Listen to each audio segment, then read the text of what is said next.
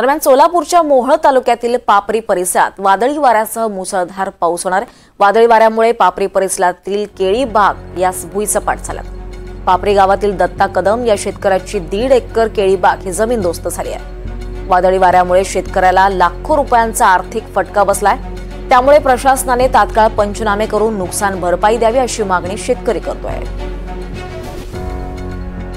अवकाळी पाऊस आल्यामुळे अचानक चक्रीवादळ झाल्यामुळे माझी भुईसपाट पूर्ण झाले।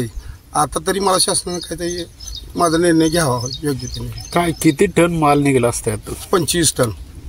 आणि किती लाखाचं नुकसान झाले? 10-12 लाखाचं झाले। आता ह्या मालाला काय किंमत नाही ना। आता काय सगळं ही झाल्यामुळे आता काय जनावरा पुढं जनावर सुद्धा खात नाही याला। इतके किती आहे एवढं खाय त्या 40 चावरी 30-35 चावरी जाय याला।